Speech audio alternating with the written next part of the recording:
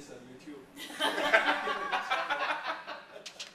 Hopefully this ends up on YouTube. Okay.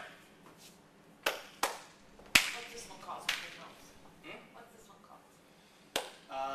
The impact of positive energy in the workplace. Ready? Go. Who's here has ever been in a bad mood? Who here is in a bad mood right now? I can tell you. Pick these up. You over there, sir. Out. I don't want any bad moods in my classroom. All right? Obviously, it's not so easy to control our moods, is it? It'd be nice to be able to say, you in the bad mood, change your mood right now. Everybody would be like, all of a sudden they had a big smile on their face. Clearly, it does not, work that way. How many people here, though, know people who are always in a bad mood? Right. How many people here know people who worry about everything? Okay. How many people here know people who are constantly living in a stressful and anxiety-ridden state? I remember too. Aside from the impact that this type of stuff has on our health, because there's one thing I know as a Red Cross first aid instructor is that stress is one of the leading factors in cardiovascular disease. So people who constantly live in a worrying and anxious state aren't doing themselves any favors. One of the key factors, one of what we call the controllable factors in cardiovascular disease. And whenever I say to someone, stress is a controllable factor in cardiovascular disease, inevitably I get someone that puts up their hand and says, no, it isn't. You can't control stress. Who here agrees that you cannot control stress? Okay? Well, I got news for you. You can control stress.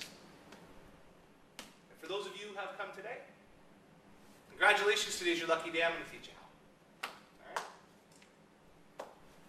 Who here has heard of the word cognitive therapy? Cognitive behavior, cognitivity. It's in my company, and I really don't even understand it myself fully.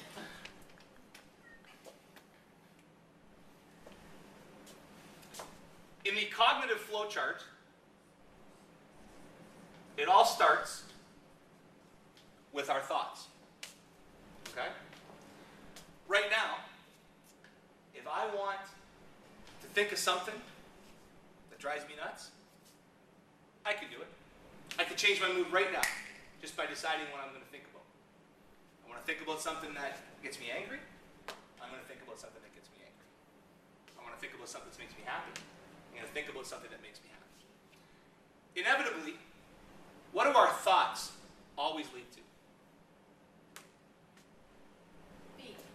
Feelings. What's another word for feelings? Emotions. Okay? Very good.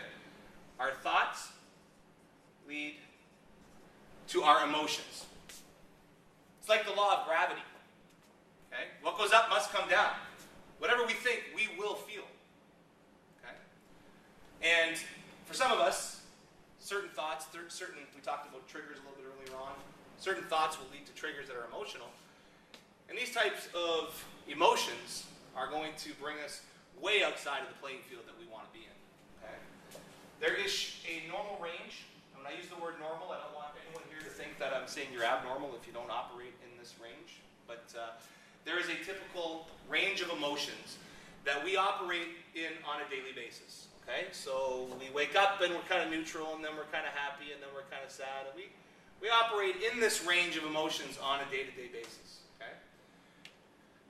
When we suddenly find ourselves outside of that range of emotions, it is not about what's happening right now in our lives. It is all about what happened some other time in our life, earlier in our lives, whether it be in our childhood or whether it be early on in a marriage or during the school years, whatever the case is. When we get triggered, we send ourselves outside of this. This would be where you would talk about rage. People who are bipolar, people who have any type of mood disorders, will talk about this being a pit of despair. There's just no way out of it. Okay? When we operate outside of these range of emotions, are we operating at our optimal levels? No, we're not. No, we're not. Because if there's one thing that is true with me, and I bet it's true with you, what do our emotions drive?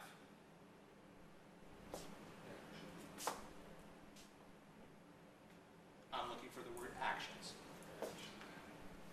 Correct, sir. Our emotions drive our actions. Okay? I'll give you an example. Anybody here ever been depressed? Okay. When you're depressed, is there certain behavior that you're more inclined to find yourself doing at that time because you're depressed?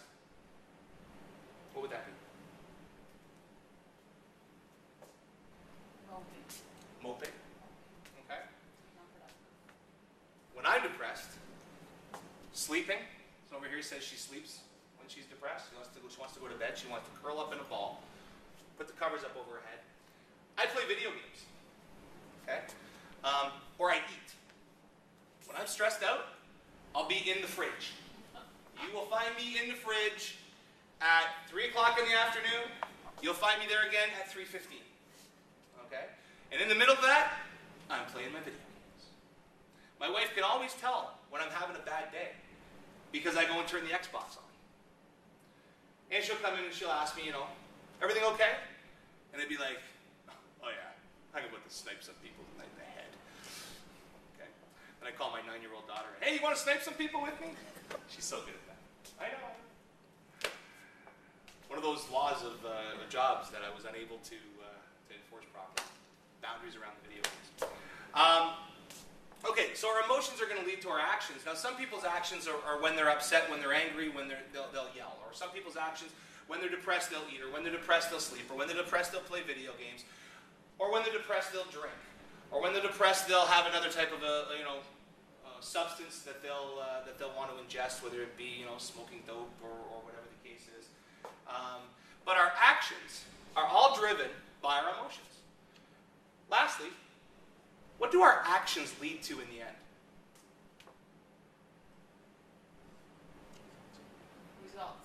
Results. Our actions lead to our results. If you sleep all day, what are your results going to be? Nothing. Well, you'll have you wake up well rested. Maybe. Yeah, maybe. Okay. If you're moping around all day, are you going to accomplish anything? If you're accomplishing nothing, then what are your results? Zilch. Zero. Nothing. Okay? So, our thoughts lead to our emotions. Our emotions lead to our actions, and our actions lead to our results. Another way of stating that is our thoughts lead to our results. Yes? Quick question. So then if we're getting negative results, we tend to think negative thoughts about ourselves, and does it become cyclical in nature? It's a vicious cycle. Negative thoughts lead to negative emotions. Negative emotions lead to negative actions. Negative actions lead to negative results. Negative results lead right back up to those negative thoughts, because now we're sitting there thinking to ourselves, oh my God, I suck. Right? Boy, did I suck today. You ever think that to yourself? You ever have a bad day and you sit back at the end of the day and you go, I sucked so bad today. Okay? We all do. We all have days where we suck. Okay, let's face it. And hopefully we have more days where we don't suck. And what we do is we start to adopt this power of positive change. We start to focus on things that are good in our lives.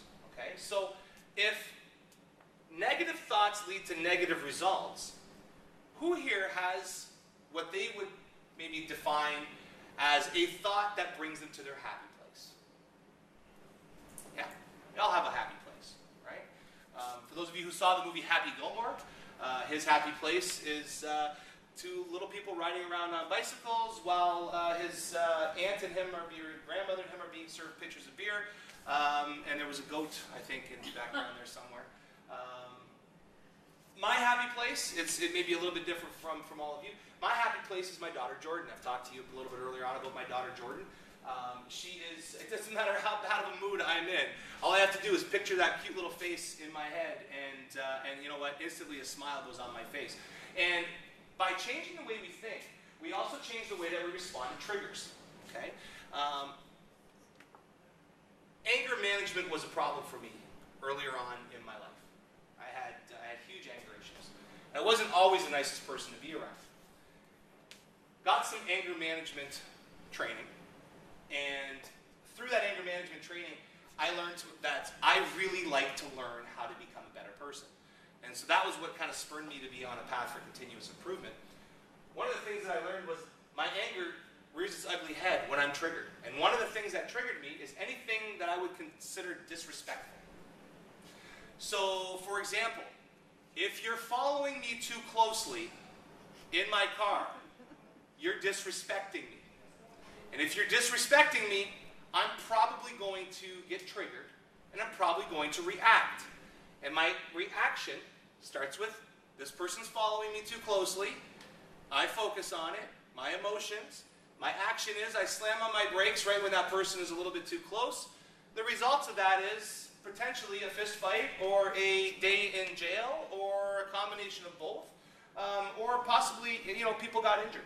Okay, so I realized a long time ago that I needed to be able to control my emotions when I was in my triggered state. Otherwise, I was going to be, in a world of trouble. And so, if you take this to, just to give an example, you're leaving work. And as you're leaving work, you're in a great mood. You're in your car. You've had a good day in the office. Customers were happy. Your boss was happy with your performance. Everything is good. And then all of a sudden, you look in the rearview mirror, and there's this person. And they're right on your tail. And for me, I now have a choice. I have a choice of pulling my car into the next driveway, or getting caught up in that cycle of negative thoughts and negative emotions and negative actions and negative results. By pulling into the next driveway and finding my happy place, I now show up at home a happy guy still. I don't take my anger from the person who was following me into my home. I don't walk through my door, and when my little one walks up to me and says, "Hi, Daddy," and Jordan gives me a big hug, I'm in a bad mood, and I'm not responding favorably, and I'm like, "Yeah, hi, Jojo. I don't really have time to talk right now. You know what, honey? This guy was following me today. He was right on my tail, and I'm telling you, I slammed on my brakes, and I wanted to get out of the car, and I wanted to punch that person in the face.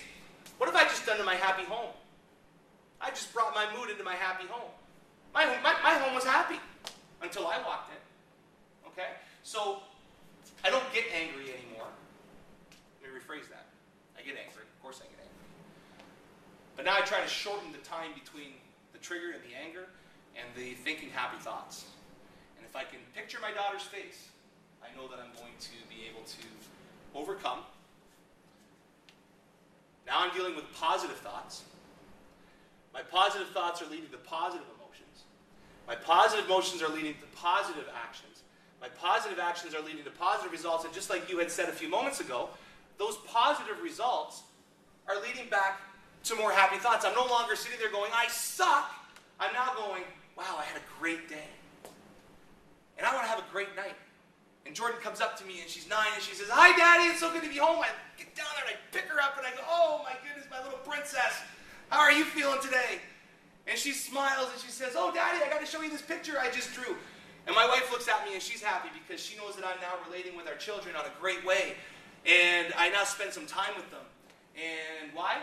Because I didn't ignore her when we got home, because I wasn't thinking about these negative thoughts. I was having positive thoughts, positive emotions, positive actions, and positive results. Okay? And because of that, I was able to impact everyone else's life around me in a positive way. I had a positive energy bubble surrounding me. And when I bumped into a negative energy bubble, that negative energy bubble looked at me and said, "Oh, hey, a positive energy bubble." And I said, "Hey, you have a good day." And they said, "I will have a good day." And I said, "Great." I walked on, and now I live my life trying to make people's days better. I live my life, I want people to be positively affected by their interactions with me. When I'm in line at the bank, I'm thinking positive thoughts, and I'm sending out positive energy to the person on the other side, because you know what? There's enough people going in there and complaining about the service that she's providing on that given day. I'm going to be the one that goes in and says, "Hey, you're doing a great job." even if she sucked. Okay? So the impact of positive energy and positive energy in the workplace starts with our thoughts. It starts with our positive thoughts. Change the way you think, you will change the way you feel. Change the way you feel, you will change your actions. Change your actions, you change your results. And that's what we're all here for, right? We all want positive results. You guys are taking the first step by coming to this seminar today, by deciding, by choosing continuous improvement in your life. Don't let this be the last step. It's called continuous improvement for a reason. What I want you to do now is I want you to have your checkbooks. I want you to all write me a big fat check. I want you to all make it payable to Cognitive Business Solutions. Okay? Because what I've given you guys here today